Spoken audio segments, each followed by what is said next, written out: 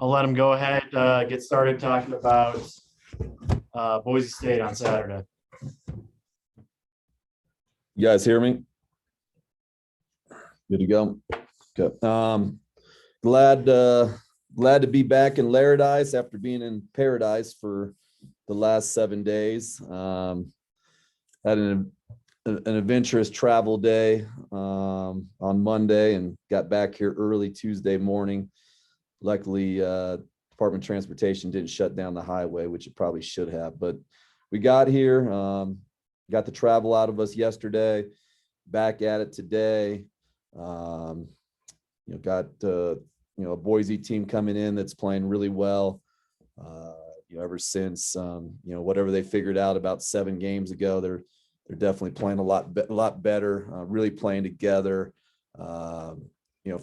Defensively, they're playing as well as anybody in the country right now. I mean, they just like us. I mean, they're not playing a lot of guys, but the guys they do play, I mean, they got 7 or 8, very good players, got a lot of length and size, kind of remind me a little bit of Stanford just with their size across the board. When you look at their starting lineup with Acott, a lot like Maldo with his size at the point, even bigger than Maldo. He's probably 6'7", 6'8". And then you add Shavers, who, a lot like X. I mean, he can really get it going. And then now they got Key Jab with Dutree leading the team. You got Key Jab playing a lot at the 3, and him being at 6'7", being really physical. I mean, he creates a lot of problems matchup wise. And then Degenhart, who's kind of been the surprise, the freshman who's been playing really well. I mean, he's just one of those guys that makes a lot of winning plays for a freshman, just does a lot, doesn't look like a freshman, doesn't play like a freshman, just does all the little things that help you win games. And he's kind of the guy that's really been the stabilizing force over the course of their 7-game winning streak. And then Armis inside is just one of those guys that just, you can't relax. And we definitely remember from last year, even though Graham wasn't playing last year, but, Armis down the stretch, especially the first game where we had it, down to a 4-point game. And then Armis, I think, got about 87 offensive rebounds in about the last 6 minutes of that game. And so good team. Coach Rice has done a really good job of really, they got an identity, and their identity is on the defensive end of the floor. And then they're they're elite rebounding team. They're a team that, they're, I think, +7 right now, rebounding wise, really good on the offensive glass. I mean, it's kind of goes. I mean, we played a lot of really good offensive rebounding teams. So hopefully, I mean, having played a lot of those teams will hopefully, help us in a game like this. But they're a team where if you don't do your job, them like us, I mean, they're fighting to be at 80% or better in terms of rebounding efficiency. And they're doing a really good job of that right now. And so it's going to be a tall task keeping them off the glass, because that first shot goes up. I mean, that second shot, I mean, that they become really, really dangerous. And so got our hands full, but looking forward to the opportunity, and looking forward, hopefully, to, as of right now, all is good. Right in college basketball, I mean, I guess us and Boise might be the only 2 teams that actually are playing, but looking forward to playing them on Saturday.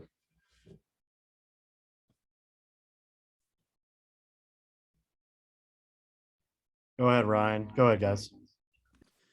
Jeff, I think with your 11-2 record, it's fair to say you probably surprised the outside world a little bit with your start. Is there anything about this team that you've learned that you weren't aware of, or did you think this is pretty much how it would go based on off season?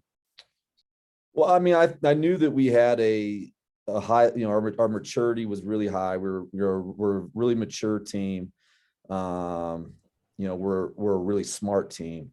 On a 1-game turnaround against South Florida, where you're having to turn around and play at 8:30 in the morning, when you have a guy like Graham Ike, who, based off of, a pretty condensed scout and, just a quick turnaround. I mean, halfway through that game, I mean, he knew he was calling out South Florida's plays before South Florida was calling them out. And so when you have, a really smart team like we do, that's really mature, and they're really together. And, you see that with Boise's team, you can see the togetherness, but, we're a really together team. And in this day and in college basketball, I mean, that's an advantage. I mean, our guys stick together, and I think with over the course of the first 13 games in the non-conference, we've been in situations where we could have pulled apart, but we really stuck together, and we found ways to win those close games. I mean, the only one that really didn't go our way was the Stanford game, and give them credit for making some of those plays. But I think our maturity, our intelligence, and our togetherness is what it's allowed us to be 11-2. Cody, go ahead. You kind of alluded to it, Jeff, about Kejab and Armis and what they were able to do last year, and you didn't have Graham. How much are you looking forward to that matchup this time around when you do have him in the middle of the paint? Well, I mean, I'll sleep a little bit better, knowing that we got Graham in there. And then the second time we played him, we didn't have Thompson. I mean, Thompson sprained his ankle in the first game, and then you have Jo and Maldo playing the 5 in that game because Owen was out as well. And so I mean, last year that game, we won't even look at that game. I mean, it's just two completely different teams. But it'll be a challenge. I mean, Armis, with his size, he's a good defender, knows how to wall up and get underneath guys.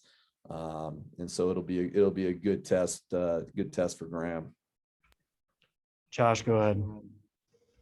Hey, Jeff, obviously Kenny's coming back and played some more minutes for you guys recently. Just overall, what are your thoughts, on just the overall health of this team heading into conference play?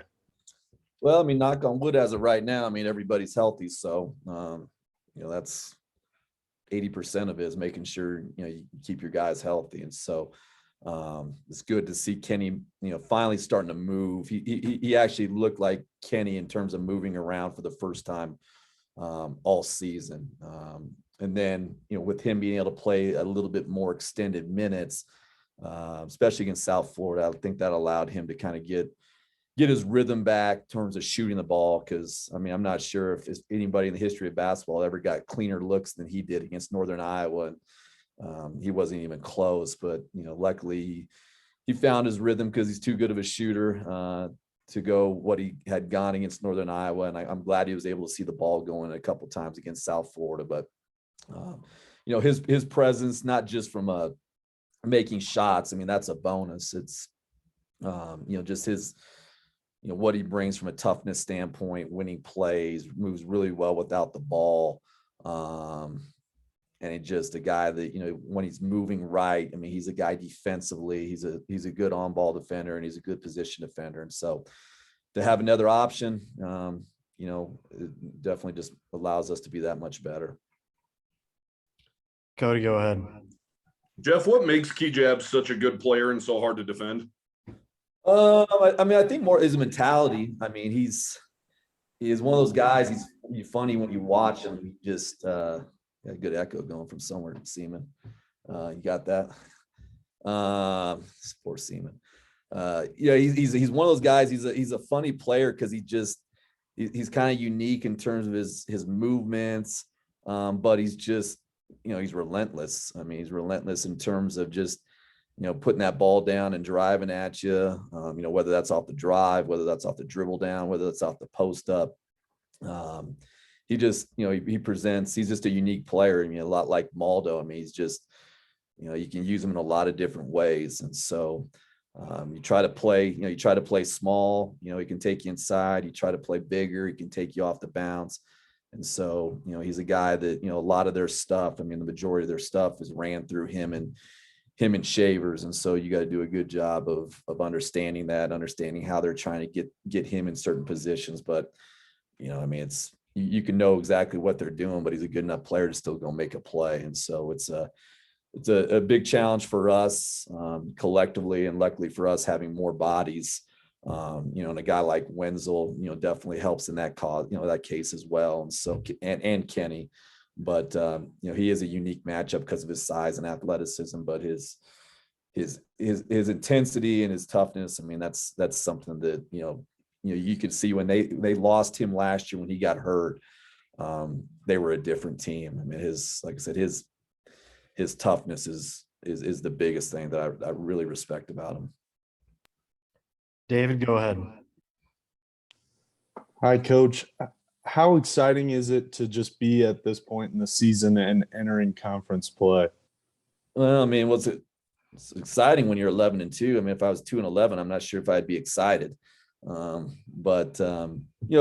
the fact that we have we got a group of guys that, understand that, you show up every day and there's no secret formula. You just got to work, and it doesn't matter whether it's September 1st or January 1st. I mean, they're going to show up and put in the work and do the things necessary in order to give them a chance to win. And so to have the opportunity to be able to come every day to practice with this team, I mean, it just, it's exciting.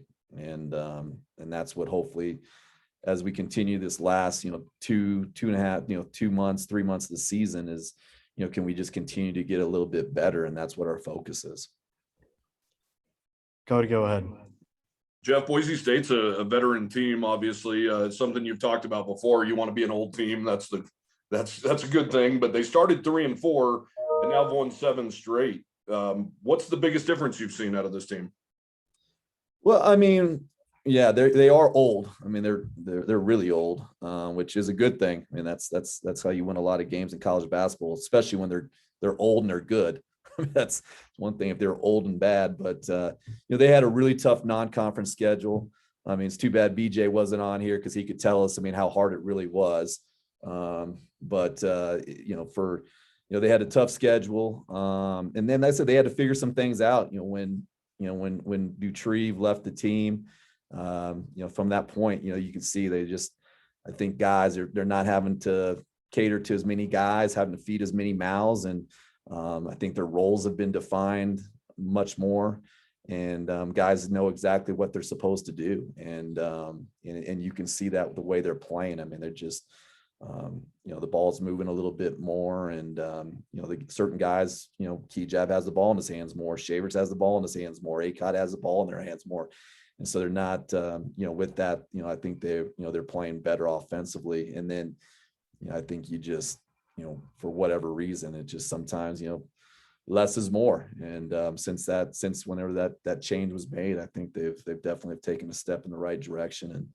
And, like I said, defensively, as good as anybody in the country right now. Ryan, go ahead.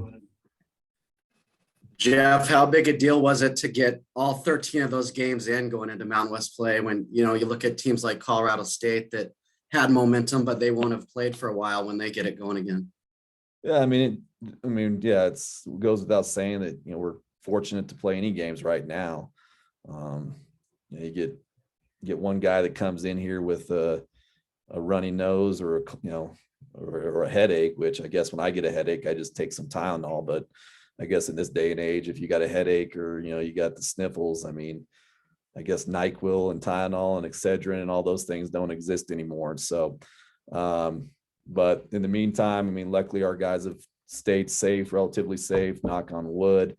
Waikiki Beach was like Las Vegas. There were a lot of people down there, but, luckily for our guys, for the most part, we're masked up and doing a good job of at least trying to keep their distance. But it's one of those deals you just never know. You think you've stayed away and you're distance, and lo and behold, you get it. And then some people that are just running around wild, they don't get it. I don't know. So hopefully we can play as many games as we can, and you hope that the other team can stays healthy and we can play as many games as possible, come conference.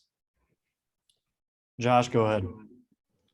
I know it's not a new thing this year, but just the hard hat tradition, where did that originate and how much of a point of pride has that been for the players this year?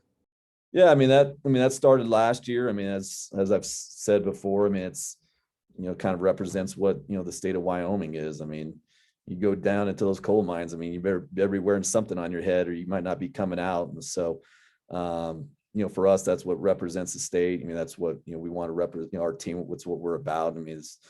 Is toughness. And, for a guy like John Grigsby, who, behind the scenes, does so much for our program, in terms of just, what he brings every day in practice and with what he does with the scout team. And then being a guy that, he doesn't, his energy and, his energy and mood doesn't waver because he's not playing. And so, he's a guy that's also a smart guy that recognizes what, toughness and winning looks like. And so, It's one of those deals where it's just kind of evolved. And, I guess in football, you got the turnover, what the turnover chain or the turnover belt. But, for us, it's the hard hat. You guys got any more questions for Coach? I got one more, Jeff. I know there's the uncertainty with everything going on, but does this feel more like a normal Mountain West race where, you're going to have to defend your home court and steal a few on the road, and there'll be some crowds involved again? Well, I mean, as of about a couple of weeks ago, I would have said it felt the same, but I mean, as of right now, I mean, it's definitely starting to feel like last year a little bit, and the way that this deal is going and evolving, I mean, it makes it tough. But it definitely is where, it feels a lot more normal in terms of where you got to go play one game on somebody else's floor. They got to come here, and it's not 2 games. I mean, I'm trying to put last year as far out of my mind as possible. And so to have more of a so-called normal schedule, and as I said, and hopefully we can get as many games in as possible.